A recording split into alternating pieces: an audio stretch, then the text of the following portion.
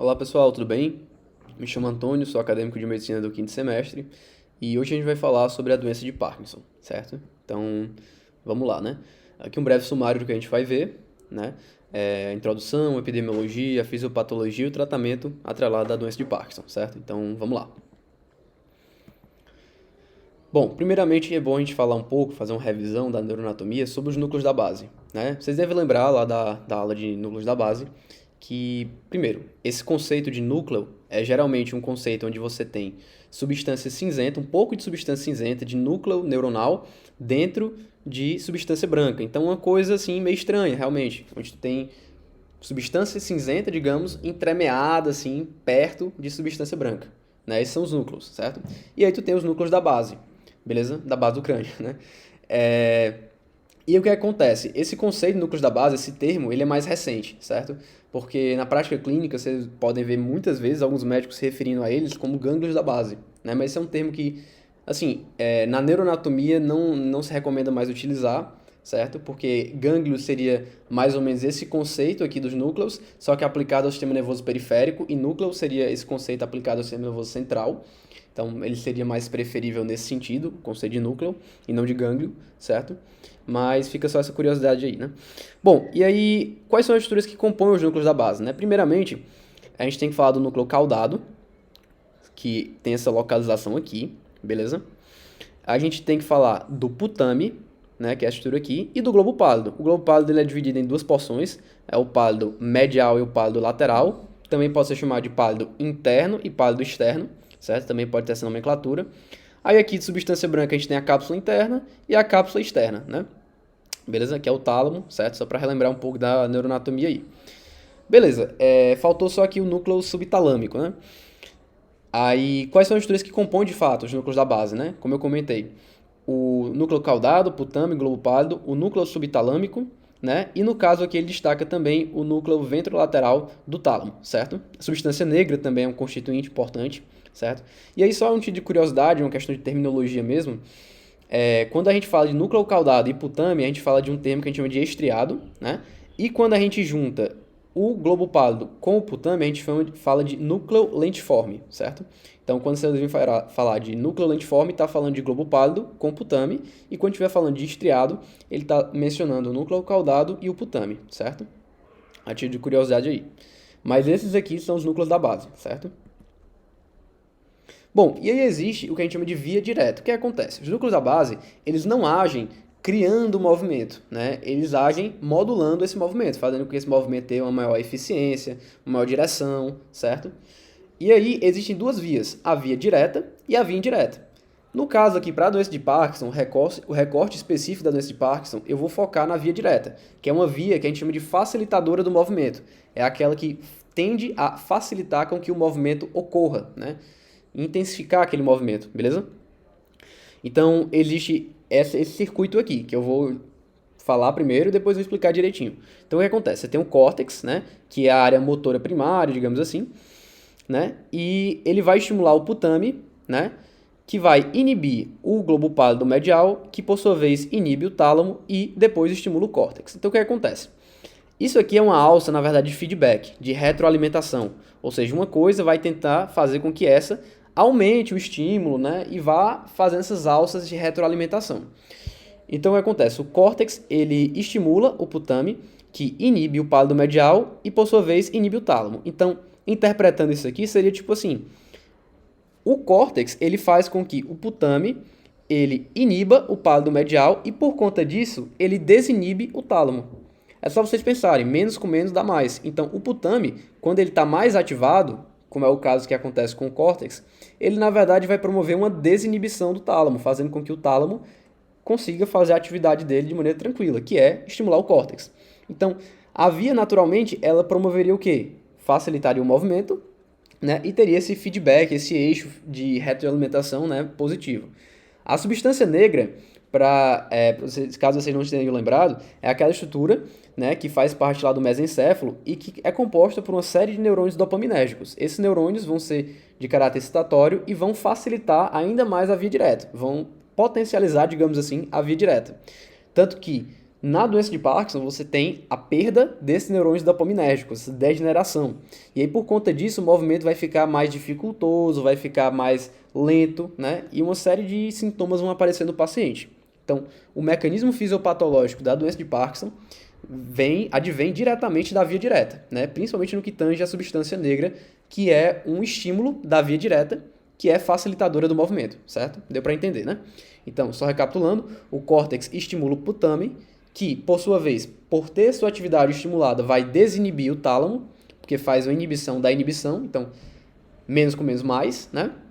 E aí, por fim, né, o tálamo vai estimular o córtex e aí a via, ela é retroalimentada, certo? E aí a substância negra, ela vem como um adjuvante nesse mecanismo, né? Aumentando ainda mais a questão motora, né? O movimento, certo? Beleza, agora vamos para a epidemiologia, né?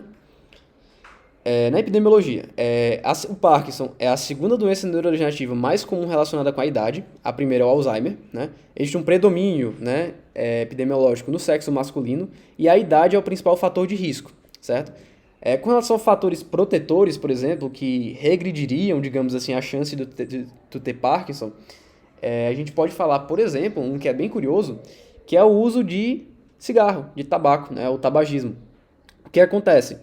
Segundo alguns estudos, né, ele teria alguma influência sobre as vias dopaminérgicas e aí por conta disso ele teria um certo efeito protetor com o Parkinson. Mas não é nada tipo assim, fume tantos cigarros por dia que você vai diminuir as chances de você ter Parkinson. Não, não é algo específico assim. Só observaram que em grupos de pacientes fumantes, né, com tabaco, né, que eram tabagistas de longa data, tinham essa menor propensão a desenvolver Parkinson, né?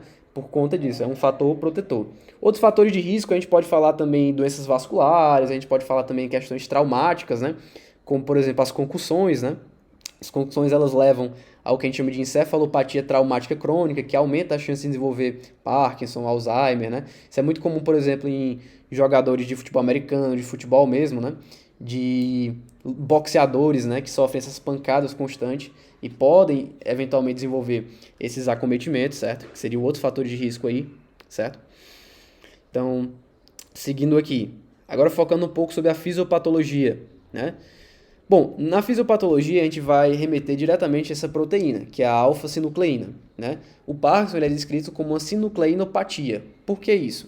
O que acontece? A proteína alfa-sinucleína ela existe naturalmente no nosso corpo, né?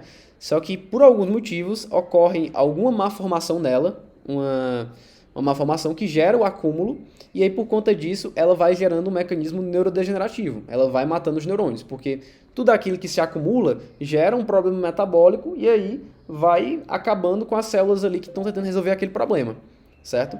Então, o que é que acontece? Essa alfa-sinucleína mal formada vai se acumulando, vai matando os neurônios, e essas inclusões, né, elas são chamadas de corpos de Levy, certo? Então tá aqui um efeito comparativo. Paciente que não tem Parkinson, você vê aqui a substância negra bem delimitada aqui no mesencéfalo, e o paciente que tem Parkinson, você vê ela bem apagada aqui, né? Bem apagada. E uma coisa interessante é que essa alfa-sinucleína, essa sinucleinopatia, essa sinucleína mal formada, ela não se restringe apenas ao mesencéfalo, ao SNC, né? Existem alguns estudos, né, que remetem até mesmo aos sintomas pré-motores do Parkinson, eu vou já falar o que é isso, que atrelam alguns eixos que espalhem essa proteína mal formada por outros locais, como por exemplo o TGI, gerando constipação, por exemplo, né? Ao bulbo olfatório, que geraria a anosmia, né? Para outras regiões do sistema nervoso, que pode gerar distúrbios comportamentais do sono REM, né? Eu vou já explicar direitinho esses conceitos. E aí geraria os sintomas pré-motores, que são aqueles sintomas que geralmente aparecem antes dos sintomas clássicos do Parkinson, certo? Seriam como se fossem esses sintomas pré-Parkinson, digamos assim, né? Sintomas que apontariam que ali pode estar acontecendo um mecanismo parkinsoniano, né? Que vai gerar sintomas motores no futuro. Bom, e aí existe esse déficit sináptico, né? Relacionado aí à fisiopatologia, que eu já comentei. Então, no indivíduo normal, tu tem a sinapse dopaminérgica, certo? E no indivíduo com Parkinson, tu tem essa sinapse comprometida, né? E existe até um papel, de certa forma, antagônico entre a dopamina e a acetilcolina, de certa forma, né? Então, geralmente, tu tem um equilíbrio entre as duas, né? Mas, quando tu tem uma diminuição muito grande da dopamina, a acetilcolina, ela tende a aumentar muito, né? Existir uma certa competição aqui, né? Então, por conta disso, no Parkinson, a acetilcolina aumenta muito e a acetilcolina é diretamente atrelada ao sintoma da rigidez, dessa musculatura mais rígida, mais dura mesmo, né? É por conta desse aumento muito exponencial das sinapses colinérgicas e por conta, consequentemente, da diminuição da sinapse dopaminérgica, certo? Isso é muito importante compreender esse conceito, porque está diretamente relacionado a algumas terapias farmacológicas, né? Que relacionam, por exemplo, o Parkinson e o Alzheimer, né? As demências, doenças neurodegenerativas como um todo, né? Então é importante ter noção desse conceito, dessa oposição entre a acetilcolina e a dopamina. Bom, e o quadro clínico, né? Como é ele, né? Bom, existe uma tríade básica, né? Que é característica aí do Parkinson, que é a rigidez, essa dureza por conta dessa sinapse colinérgica prevalente, a bradicinesia, que é o sintoma cardinal assim do Parkinson. Então, ele pode não ter uma série de outras coisas, mas tem que ter a bradicinesia, né? A bradicinesia ela é cardinal, é característica, é típico, né? Se não tiver, você pode tentar excluir já o Parkinson, né? Então, a bradicinesia é o sintoma cardinal. É muito importante que ele tenha bradicinesia, né? Porque está diretamente relacionado à fisiopatologia, né? Da dopamina, né? E tudo mais, certo? O tremor de repouso é outra coisa também que é característica, um tremor de 4 a 6 Hz. É um tremor de característica assimétrico, então, geralmente, quando ele aparece, é apenas em um dos membros superiores, por exemplo. E ele está muito atrelado a uma questão importante, que é o tremor de pronação e supinação, né, que a gente vê em alguns pacientes, e também um sinal que é o sinal do P-rolling, né, que é o sinal em contar moedas, né, ou contar pílulas, né, como é a tradução literal, né, porque no português a gente muitas vezes adapta para contar moedas, né. Mas é um tipo de tremor que é bem característico do Parkinson e que eu vou mostrar um pouco em uns vídeos mais na frente, certo? Outra coisa que a gente tem também é a instabilidade postural, mas não é um sintoma assim que aparece logo de cara, assim, é um sintoma que aparece mais posteriormente, então não necessariamente a gente precisa ter a instabilidade postural para dizer que aquilo é Parkinson, certo? Então tem que ter cuidado com isso. É um sintoma que aparece mais depois, assim, na progressão da doença, ok? Outras manifestações, né, que a gente pode falar, outras repercussões. Constipação intestinal, anosmia, distúrbio comportamental do sono REM são aqueles sintomas que eu comento que são pré-motores, que geralmente aparecem antes dos sintomas motores propriamente ditos, que são esses sintomas aqui, tremor de repouso, rigidez, bradicinesia, certo? Então são sintomas pré-motores. A constipação intestinal seria gerada por aquele acúmulo de alfa-sinucleína no TGI, que alguns artigos apontam que seria atrelada aí uma influência do nervo vago, né, do núcleo dorsal do vago, no caso, né? A anosmia, devido a uma influência no bulbo olfatório, né? O distúrbio comportamental do sono REM, o que acontece, né? O sono REM, né, o sono, ele é dividido em período de ondas lentas e o período do sono REM, né? O período do sono REM, especificamente, é onde acontecem os nossos sonhos, os nossos pesadelos, né? Que são aqueles sonhos mais vívidos, digamos assim, né? O REM, ele é uma sigla em inglês que é Rapid Eye Movement, né? Movimento de olhos rápidos, porque você teria realmente um movimento rápido dos olhos, né? Nesse período do sono. E uma coisa interessante que acontece é que você tem uma atonia dos músculos, né? Você tem uma tendência dos músculos a ficarem completamente relaxados, né? Mas você ter várias ondas aí trabalhando, né? Ondas elétricas que estão relacionadas aos sonhos vívidos do nosso sono, né? Beleza? E aí o que acontece?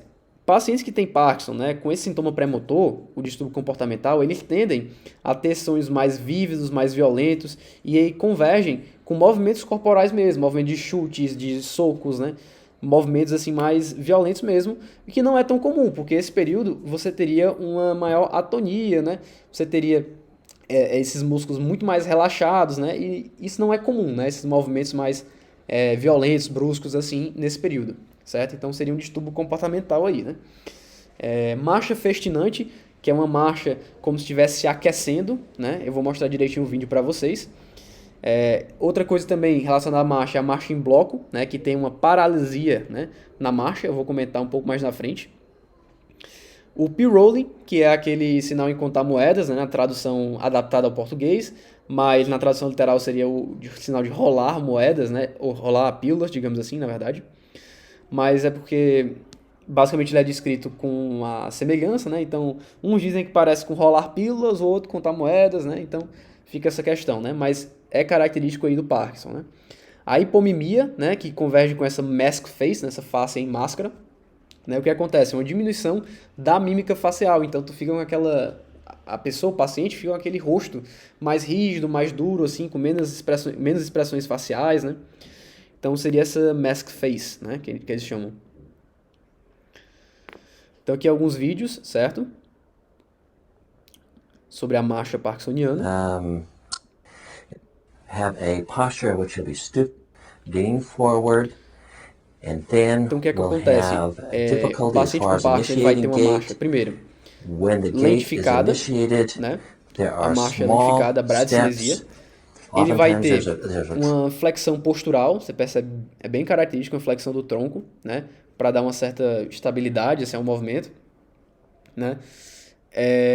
Ele tem aquela instabilidade postural, né? Que eu já comentei, mas geralmente só aparece um pouco mais depois no quadro, né? Na progressão da doença, certo? Ele tem uma more marcha aí associated como se with estivesse se this. aquecendo, né? Que é aquela marcha que eu And as the falei, gait progresses, festinante, there may be a como se picking up estivesse realmente se of aquecendo. speed, E tem o or tremor what's aqui, né? called a fenestrated Ok? O gait. tremor de repouso, certo? E vocês percebem que ele é assimétrico, né? Ele é mais nesse membro superior direito do que no esquerdo.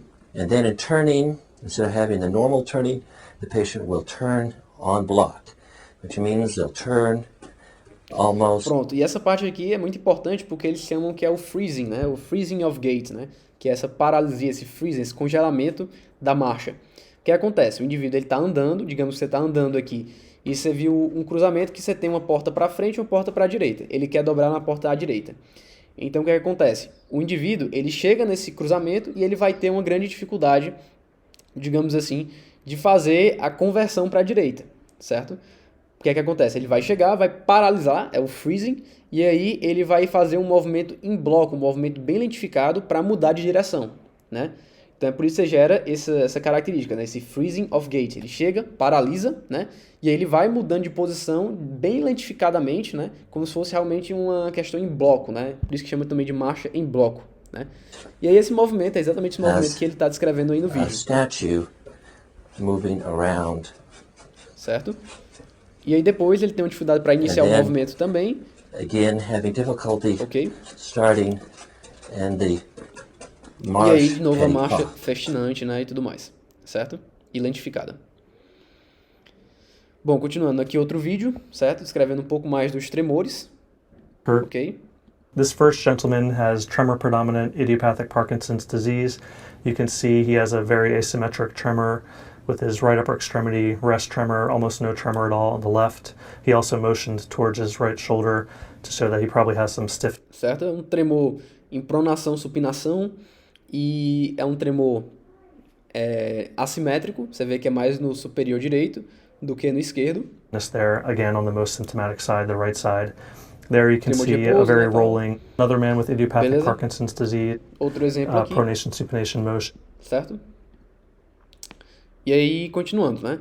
Existe uma divisão também que é interessante a gente ressaltar, que é, primeiro, assim, o que é o parkinsonismo? O parkinsonismo, é importante que vocês tenham isso em mente, ele é uma síndrome, né? Que vai ter sinais e sintomas diferentes. E aí, dentro do parkinsonismo, você tem o Parkinson clássico, que a gente chama de parkinsonismo típico, e o Parkinson estranho, assim, que a gente chama de parkinsonismo atípico, ou parkinsonismo plus, que são características que lembram Parkinson, mas tem algumas coisas diferentes, que não são clássicas do Parkinson. E a gente coloca nesse espectro do parkinsonismo plus, ou parkinsonismo atípico. Quais são essas condições? A PSP, a paralisia supranuclear progressiva, a degeneração córtico-basal, a atrofia de múltiplos sistemas e a demência com corpos de Levy. Então, alguns sinais que você vê no paciente, alguns sintomas, são sugestivos de um parkinsonismo atípico, ou plus, que você bate o olho e diz assim, olha, isso parece Parkinson, mas isso tem umas coisas diferentes, né? Tem umas coisas que não são típicas do Parkinson. Quais são essas coisas, né? A gente poderia falar tendência a quedas, né? A gente poderia falar de alucinações visuais, uma evolução assim muito rápida do quadro em menos de 5 anos, também você liga o alerta de que aquilo pode não ser Parkinson exatamente, né? Sintomas que a gente chama de desautonômicos, né? Como, por exemplo, incontinência urinária, problemas de hipotensão postural, né? Então, sintomas mais que a gente chama de autonômicos, né? Eles podem sugerir esse quadro mais atípico, né? Questões no olhar conjugado, né? Como é o caso aí da PSP, né? Que é um distúrbio no olhar conjugado na vertical. né? Então, todos esses sintomas, assim, que você viu, opa, esse aqui parece Parkinson, mas tem essas características aqui que são atípicas, são diferentes. Então, tu tenta já pensar aí nos Parkinsonismo Plus, né? Ou no Parkinsonismo atípico, pensar em outras condições, né? E aí é importante se fazer essa diferenciação porque a terapia não é a mesma, né? O tratamento é muito diferente, né? Nem todas essas condições aí, aliás, a maioria pelo menos, não responde muito bem à levodopa, né? Que é o principal tratamento para o Parkinson. Então, assim, acaba não sendo, você acaba tendo que adotar outra terapia para tentar resolver aquilo, né? Fazer o tratamento sintomático, né? Certo? E aí outra coisa também para diferenciar é que no parkinsonismo típico, né, o início dos sintomas ele é assimétrico, né? Então, se você vê um início, né, de um tremor, por exemplo, simétrico, aí você já descarta o parkinsonismo típico, né? Só que o que acontece? Tem que ter cuidado também. Por quê? O parkinsonismo típico, ele inicia assimétrico e aí, com a progressão da doença, assim, muito tempo depois, ele vira bilateral, ele vira dos dois lados, ele fica simétrico, certo? E então, o que é que eu tenho que ter cuidado? Quais são os sinais de alerta para parkinsonismo plus, né? Parkinsonismo atípico? É quando a manifestação motora, o tremor, por exemplo, ele inicia simétrico ou quando, por exemplo, ele não muda para bilateral com progressão da doença, certo? São coisas que não são típicas do Parkinson, né? O Parkinson geralmente ele inicia assimétrico e com a progressão da doença ele fica simétrico, certo? Então, se você vê um paciente que iniciou os sintomas, né, o tremor principalmente, de maneira simétrica, ou que apresenta uma manifestação assimétrica até o fim, assim, até uma grande progressão da doença, você pode já suspeitar de um parkinsonismo atípico, ou plus, certo? Então vamos para o tratamento, né? Bom, primeiramente a terapia medicamentosa, né? Primeiro, não existe cura para a doença de Parkinson, existe apenas tratamento sintomático com medicamento ou com tratamento cirúrgico, né, que eu vou já comentar na frente, certo? O tratamento padrão ouro, que é o mais utilizado, é o tratamento com levodopa. A levodopa, ela vai promover, né, ela vai ser convertida no nosso cérebro em dopamina, né, por essa enzima aqui, a dopa-descarboxilase, certo? E aí, por que que eu dou levodopa e não dou dopamina de fato, né, sendo que a questão é por conta de uma deficiência dopaminérgica. É porque a dopamina ela não conseguiria atravessar essa barreira hematoencefálica, essa barreira entre o sangue e o cérebro. Então não teria como ela conseguir chegar no cérebro. Apenas a levodopa consegue fazer isso. Então por isso que o tratamento é com levodopa, com L-dopa, né? Beleza?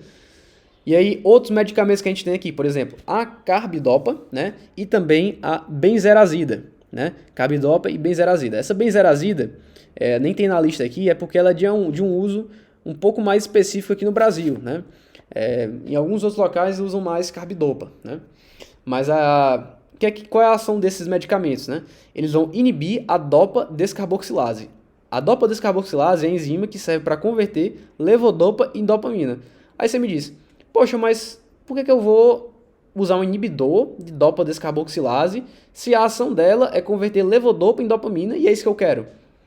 É porque, basicamente, essa ação do carbidopa e da benzerazida, ela vai ocorrer mais perifericamente, né? E aí, a conversão periférica de levodopa em dopamina não é interessante, porque ela geraria alguns efeitos adversos e diminuiria, inclusive, a ação da levodopa. Porque, lembrem, se converter levodopa em dopamina em um ambiente periférico, essa dopamina não vai conseguir chegar no sistema nervoso central, né? Porque ela não consegue atravessar a barreira hematocefálica. Então, além de gerar alguns efeitos adversos, esse aumento de dopamina perifericamente, ele também teria esse efeito de diminuir a ação da levodopa, né?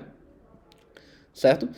Então, usa-se geralmente, né? É comum o combinado de levodopa com carbidopa ou o combinado de levodopa com benzerazida, né? Que é o que a gente chama de Prolopa, né? Que é um medicamento clássico assim do Parkinson que é receitado aqui no Brasil, a Prolopa, que é uma combinação de levodopa com a benzerazida, que faz a mesma atividade da carbidopa, que é inibir a dopa-descarboxilase. Então, com essa terapia, com essa combinação, o que é que tu faz? Tu aumenta a levodopa, que é o substrato para produzir aí para converter em dopamina, né? E tu diminui a conversão periférica de levodopa em dopamina, que teria efeitos adversos e diminuiria a atividade farmacológica no geral, certo? Então, é uma combinação bem interessante, né?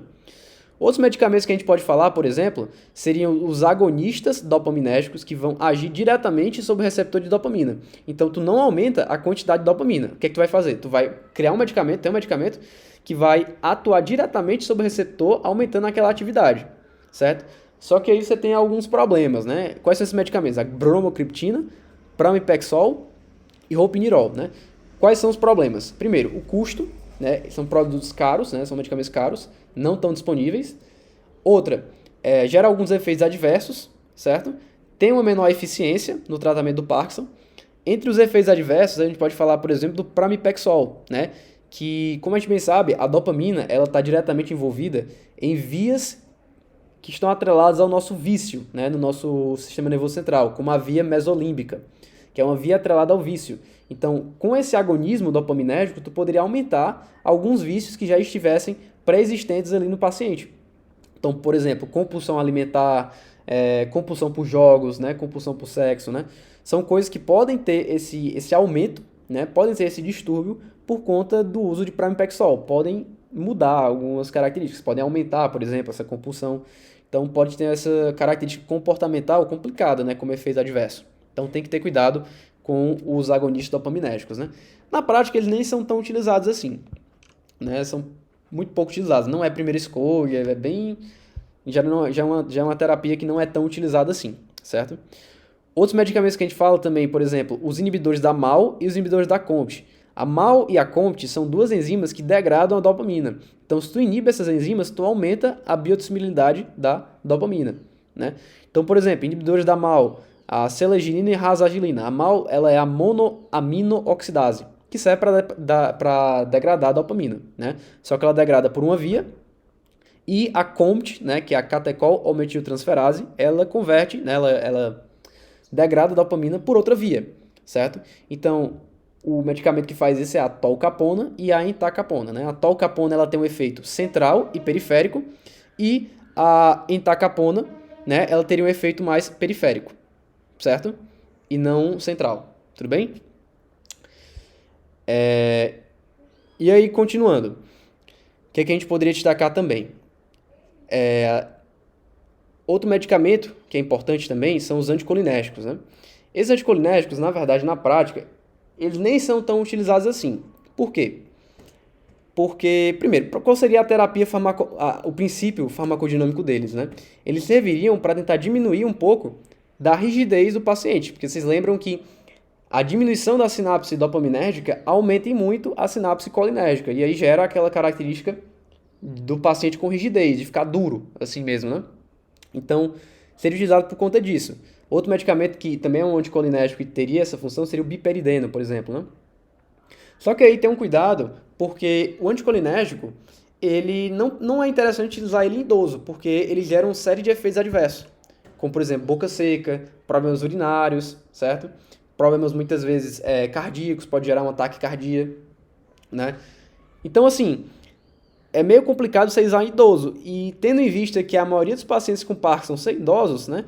Então não é uma terapia tão interessante assim, né? E aí, outra coisa que é interessante a gente ressaltar também é o uso desse medicamento aqui, a amantadina. Porque é que acontece?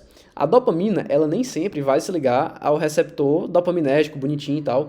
Muitas vezes ela chega e se liga a um outro receptor que ela tem uma certa afinidade, como por exemplo o receptor NMDA, N-demetil-aspartato, que é um receptor excitatório, né? Que eu comentei sobre na parte lá de sinapses, né, e doença de Alzheimer, né?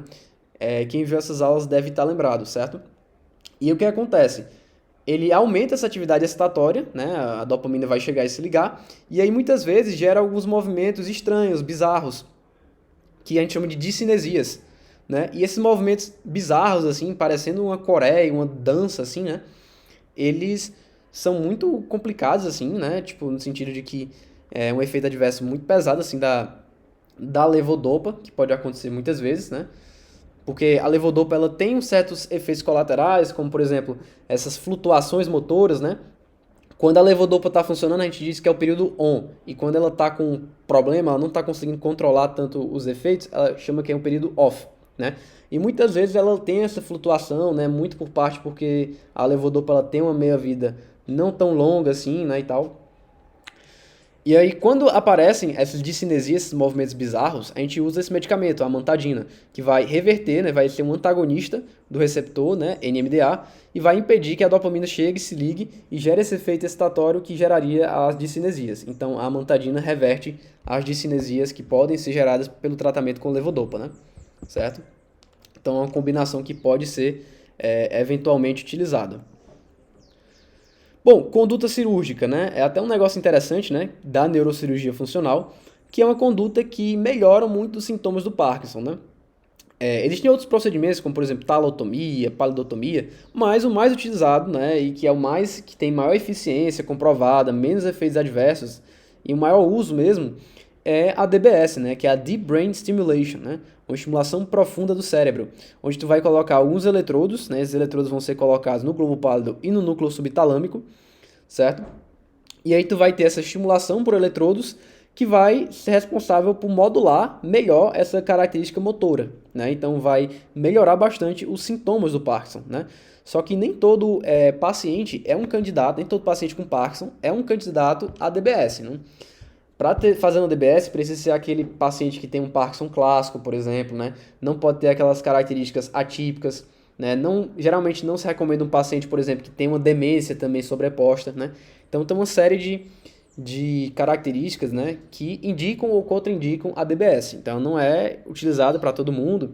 E também muitos locais não têm, digamos assim, tecnologia, né, para fazer, até porque é uma certa inovação, digamos assim, dentro da neurocirurgia, né? Então, acaba que nem todo paciente vai receber uma DBS, certo? Mas é interessante até para mencionar que existe também essa conduta cirúrgica, né, atrelado ao tratamento sintomático do Parkinson, né? Certo? Então aqui estão minhas referências e muito obrigado, pessoal.